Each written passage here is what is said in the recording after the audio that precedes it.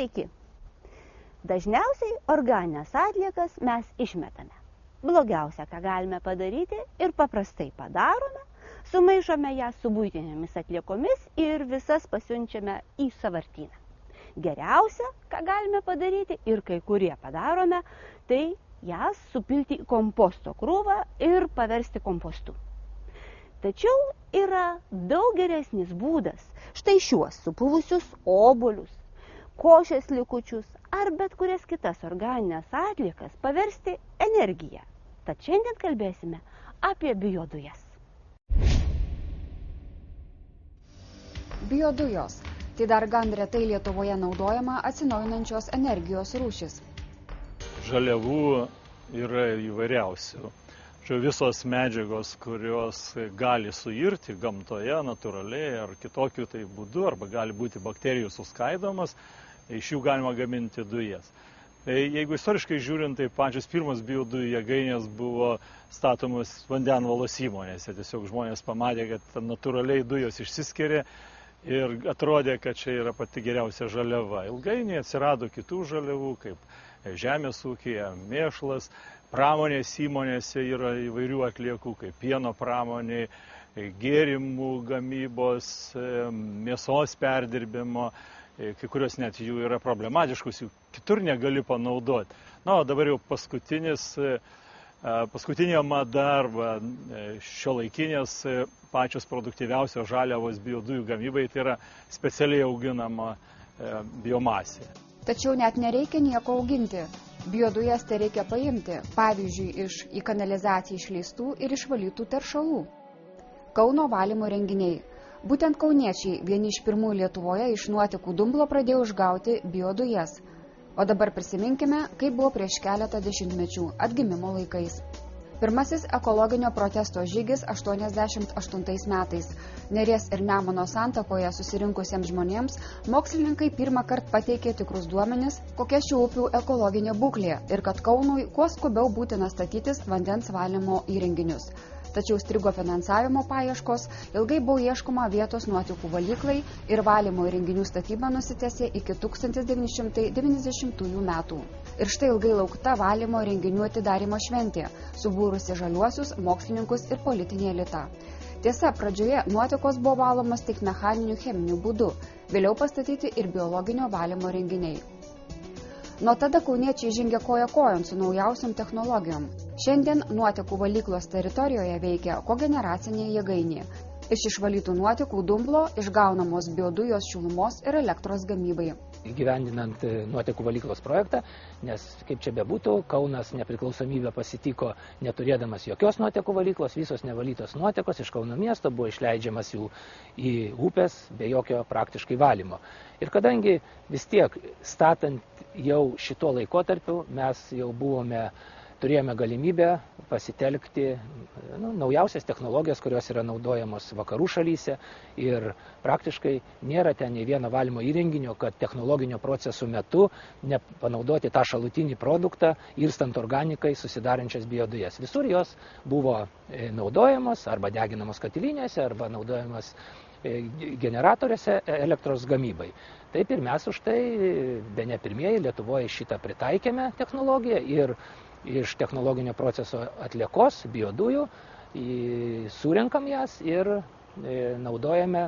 Pradžiai pirmoje eilėje dar deginame savo vietiniai katiliniai, kad pasigaminti reikalingą šilumą, tačiau vėliau pastatėme 2 generatorius po 300 kW, kurie gamina atsinaujinančią energiją. Ir visą mes šitą energiją parduodam į tinklą, tai yra į vieningą sistemą. O avarijų atveju, jeigu sutriktų elektros energijos tiekimas iš miesto, tai mes ją galėtume naudoti bent būtiniem technologinio proceso parametrų užtikrinimui. Kad suprastume, kaip įmanoma iš nuotekų išgauti biodujas, prisiminkime, kaip vyksta pats biologinis nuotekų valymas, kaip ir kada susidaro biodujos. Pirmiausiai nuotekos prateka pro mechaninius filtrus, kurie sulaiko stambes šiukšles. Tada keliauja į didelius baseinus, kur nusėda smėlis ir smulkus nešvarumai. Tuomet nuotekos patenka į aeracijos baseinus. Čia jos prisotinamos deguonies. Dideli oro siurbliai pučia orą ir maišo vandenį. o gyvosios bakterijos sunaikina organinius teršalus ir netgi naftą. Iš aeracijos baseinų vanduo nukreipiamas į galutinio nusodinimo baseinus. Šiuose baseinuose vanduo nusistovi, o nuosėdomis iškritęs dumblas pašalinamas. Išvalytą vandenį jau galima grąžinti atgal į upes.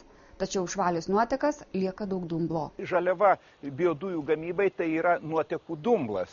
Jisai mūsų atveju yra gaunamas dviejose vietose. Tai yra mechaninio valymo metu iš pirminių sėsdintuvų ir iš biologinio proceso antrinių nusėsdintuvų. Didesnė dalis, aišku, yra vadinamo žalio dumblo, kuris yra gaunamas iš mechaninės dalies, nes biologiniai daliai, skaitosi, dumblas yra atidirbęs ir jis netoks yra turtingas organika. Tačiau juos sumaišius, mikrobiologinis procesas vyksta metantankose, reiškia biologinėse reaktoriuose, ir jie išduoda metano dujas. Mes kaip tik ir kalbamės ant biologinio reaktoriaus stogo.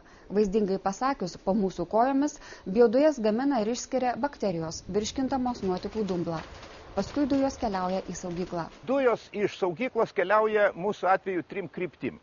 Tai yra į nuosavą katilinę ir kogeneracinę jėgainę. Toliau, šalia biodujų saugyklos yra sumontuota biodujų kompresorinė. Tai pakankamai modernus įrenginys ir savo laiku buvo labai svarbus, nes dar prieš 10 metų kogeneracija buvo netokia populiari ir mūsų vadovybės buvo priimtas sprendimas, kad dujas bet kokiu atveju panaudoti efektyviai, jas reikia parduoti. Ir buvo pastatyti šveicariški kompresoriai, kurie atidirbo 10 metų ir Žemės ūkio universitetas dalinai buvo šildomas mūsų biodujų dėka. Biodujos gaminamos ir elektrai, ir šilumai, ir degalams, ir tiekimui į gamtinių dujų tinklus.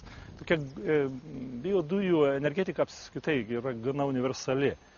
Tiek žaliavų prasme, tiek energijos gamybos prasme.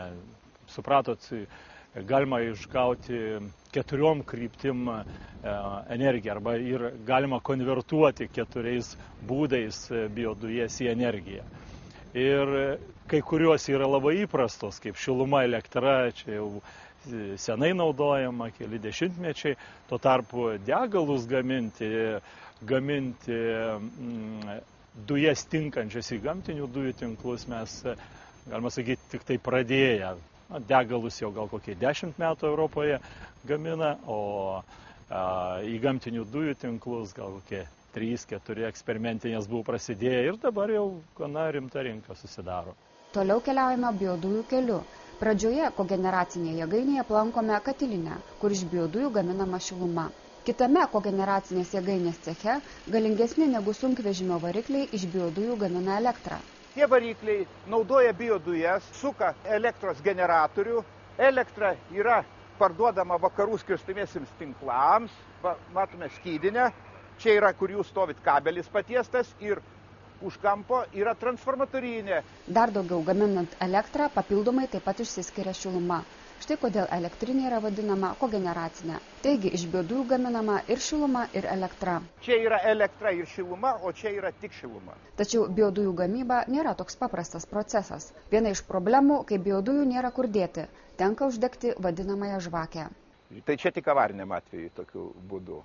Bet aišku, yra geriau negu išleisti dujas, nes biodujos yra negamtinės dujos, jos turi kvapą, negerą kvapą. Ir jį reikia naikinti, tai šituo atveju geriau yra sudeginti žvakę, negu paleisti į atmosferą. Nejučiomis pradedame politikuoti. Kodėl biodujų gamyba dar gan retas reiškinys Lietuvoje? Kaip ir su viskuo.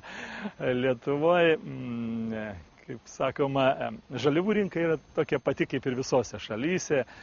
Gal net galima būtų pasakyti, kad jinai ir didesnė yra, nes pas mus, kaip žinia, yra daug nenaudojamų plotų. Tik tai kaip jos panaudoti, kitas klausimas. Čia reikėtų gal ir politinės valios, ir švietimo tam tikros paramos, kad sujudėtų tas procesas. Bet dabartinė situacija yra tokia, kad mes turim vos kelias jėgainės. Mano žiniom šiuo metu veikia 9. Tai kelios jų veikia vandenvalos įmonėse, kitos veikia pramonės įmonėse ir kelios yra sąvartynuose, kur dujos yra išgaunamas iš senai susiformavusių organinių sluoksnių. Tai va tokia situacija, jinai, manęs kaip tos ryties entuziasto netenkina, jinai tokia negalėtų būti, nes, kaip sakiau, žaliavų turime, dėja kažkodėl jų nenaudojame. Ir taip, keistai atrodo, kad jas turint, mes jas galėtume laikyti kaip nacionalinį turtą. Įsivaizduokit, turime gamtinių dujų arba naftos ir jų nenaudojam arba jas paleidžiam į orą. Nes kai kuriais atvejais tos dujos, tai jeigu yra dumblo valyklos, tai jos automatiškai gamina tą metaną, iš tų sluoksnių eina dujos į orą. Gamtą teršiame papildomai, kai tuo tarpu šitose reaktoriuose sugaudė tas dujas, galima jas sudeginti, elektrą ir šilumą gaminti. Tas potencialas yra, jis nenaudojamas ir yra nemažai priežasčių, kodėl. Tai labai liūdna. Žinot, kai 12 metų padirbi su jom ir matai, kaip jos gaminasi. Taip, mikrobai irgi mėgsta priežiūrą, žinot, ir be automatikos, be mechanikos, be atsidavimo, be mikrobiologų šitie dalykai eina sunkiai. Bet yra gražu pažiūrėti, kada mes gaunam tos kiekius ir kada gauni šilumą ir kada nereikia prašyti, kad kažkas atsuktų kažkokį vamzdį. Turi savo. Tai yra be galo geras jausmas, suprantat.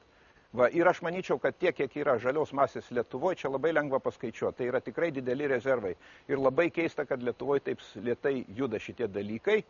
Šiuo metu Vokietijoje, aš galiu pasakyti, kad mano žiniom 4000 jėgainių yra, kurios dirba biodujų gamybai. Ir jėgainės yra įvairaus didumo, yra didelių, yra mažų ir su šitom problemus susitvarko netgi ūkininkai. Realiai ekonominių požiūrių pagrįstų, tai galėtų, jėgainės galima vienetais vardinti, tai galėtų būti nemažiau kaip 100 biodujų jėgainių, kurių galingumas galėtų būti nuo 500 kW iki 1000 MW. Ir jų bendras energinis potencialas taip viršytų 1 milijardą kWh.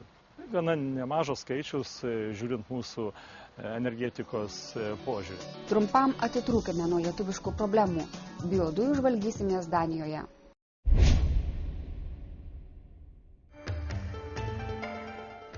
Vyborgas – senovinė pirmoji Danijos sostinė. Tačiau šiuo metu jis labiau žymus kaip stambiausias kiaulininkystės regionas. O čia jau kvapų neišvengsi. Pedantiški ir švarieji danai, sėdėdami savo gražiuose kiemuose, ramiai reaguoja į vėjo nešamus kvapus. Pinigai kvepia, atsako. Nuo seno čia šeimos gyveno iš kiaulininkystės ar žemdirbystės, kurios pagrindinė trąša tas pats kiaulių mėšlas. Dabar prie šio rinkinio pridedama dar ir bioenergija. Biodujų panaudojimas. The situation is that we have had a very good development of biogas some 10-20 years ago. Biodujų panaudojimo situacija Danijoje yra banguojanti. Mes turėjome labai gerą situaciją prieš 20 metų. Tačiau vėliau dėl politinės situacijos, įstatymų problemų pablogėjo. Dabar atrodo viskas apsivertė. Ir biodujų, biomasės panaudojimas vėl tampa svarbus valstybinių požiūrių. Manau, taip yra dėl globalinės situacijos. Juk biodujų naudojimas gali sumažinti šiltnamio dujų emisiją 100%, ko negali padaryti jokia kita technologija. Lietuvoje, Latvijoje ir Estijoje tai irgi turi turėti didelės perspektyvas. Juk jūs turite gyvulių fermų, kur yra bioatliekų. Jų panaudojimas biodujoms yra labai geras variantas. Galima pagaminti energiją neužimant žemės plotų. Populiarėja žemės ūkio kultūrų auginimas energijai gaminti, bet tai kaip tik susiję su žemės plotų užėmimu. Tačiau metu vyksta didelė diskusija, ar mes sumažinsime maisto gamybą visame pasaulyje, jei gaminsime energiją, o biodujų atveju energija yra gaminama iš atliekų. Na, o kaipgi tie danai patys vertina ore tvyrantį nemalonų kvapą? Ar tai nėra ekologinė problema jų akimis? Tiesą sakant, Danijoje mes turime didelių problemų dėl žemės ūkio gamybos ir gamtos. Mes turime daug nitratų, pagaminame daug šiltnamio dujų. Tiesą sakant, mėšlo panaudojimas biodujoms gali sumažinti ir nitratų, ir dujų emisijas į aplinką. Laimi situacija, kai gauni energijos ir saugai aplinką. Dėl ES reikalavimų mes turime gerinti vandens kokybę. Tai čia yra du keliai. Arba mažinti gyvulinės produkcijos gamybą, arba galime naudoti naujas technologijas ir naudoti mėšlą energijos gamybai. 10 kartų geriau pamatyti, nei išgirsti. Vaizdas, kaip matote, nepriekaištingas. Daniška švara, tvarka, tiesiog viską modernumu. So we start with the dry matter as maize silage in this large machine here. Taigi mes matome didelį įrenginį, kuris jungiasi su šio konteineriu. Šalia yra talpyklos, kuriuose yra kiaulių fermos atliekos, sumaišytos su žuvų aliejumi ir kitomis atliekomis. Šis mišinys yra šildomas iki 53 laipsnių ir iš čia vamzdžiais keliauja į didelį konteinerį, kur ir gaminamas metanas. Mes turime aplinkui daug ūkių šalia, iš kur atkeliauja srutos vamzdžiais. Aplinkiniai gyventojai patenkinti, kad veikia tokia gamykla, kad gali atiduoti savo atliekas.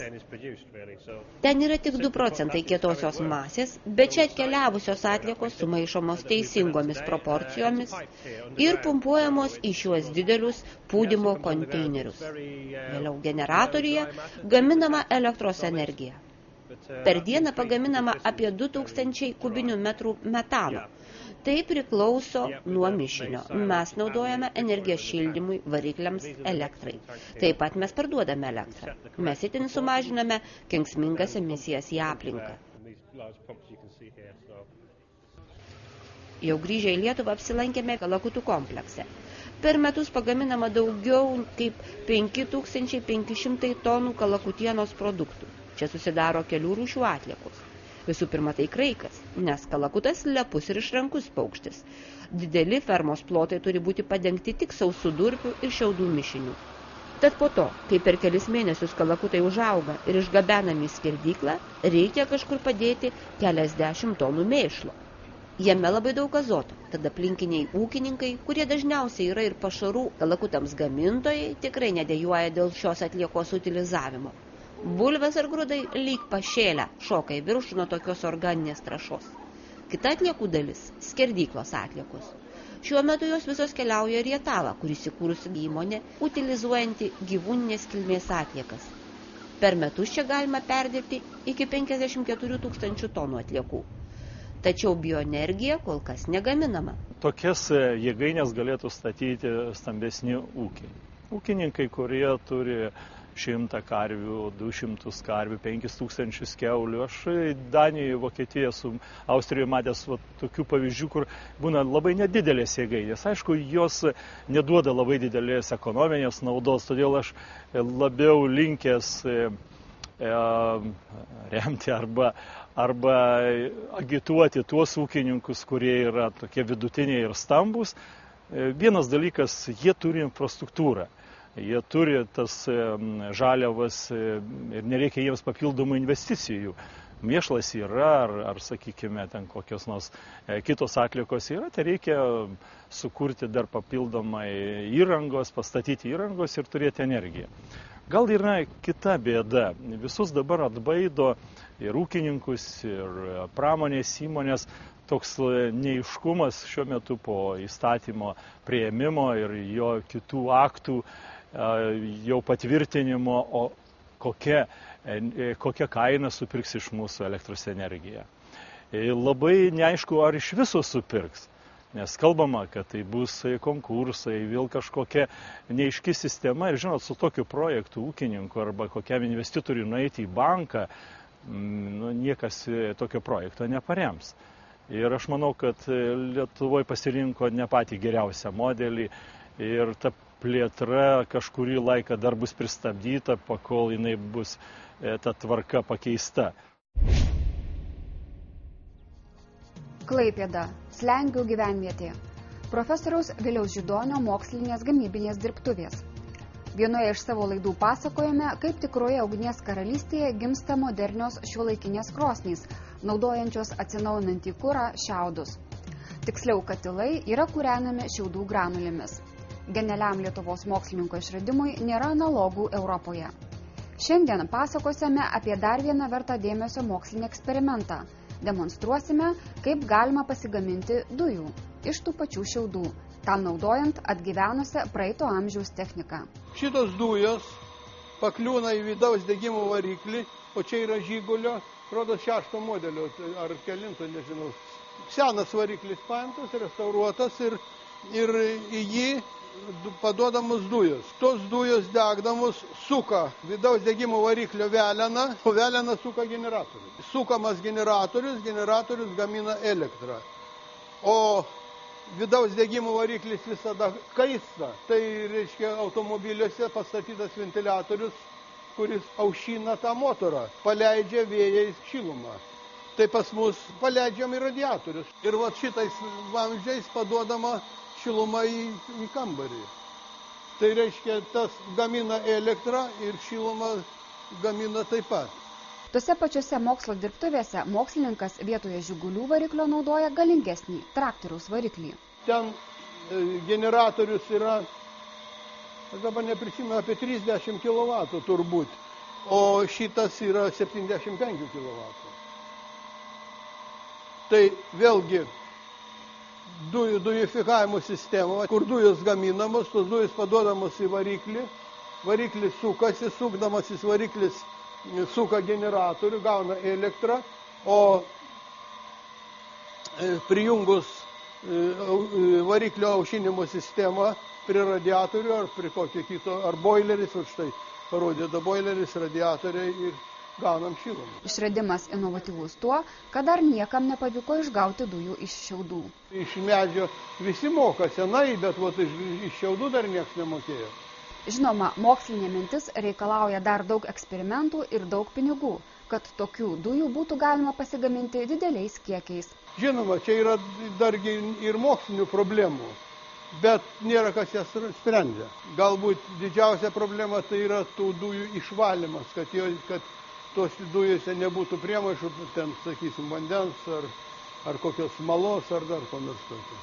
Bėda ta, kad niekam nereikia tų lietuviškų dujų. Turi būti kas nors suinteresuotas, o ministrai įvairūs, energetikos, ūkio ministrai, dar kas nors turi domėtis, kas Lietuvoje gali būti padaryta, nebūtinai viską pirkti į skolą.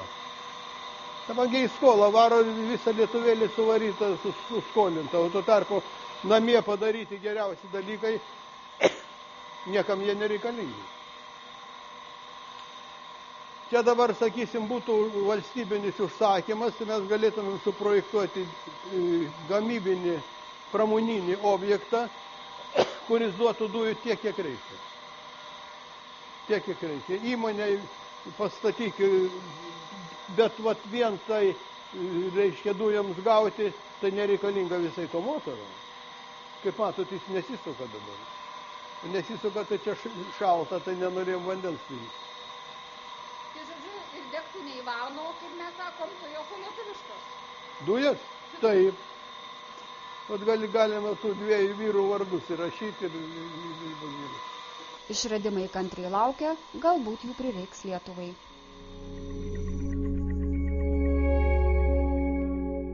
Priartėjo viktorinos laikas. Pirmiausia atsakymas į praėjusioje laidoje užduotą klausimą. Kiek kartų per paskutiniuosius 20 metų pabrango šaltas ir karštas vanduo? Taigi, teisingas atsakymas. Šaltas vanduo 28 kartus, o karštas 44 kartus.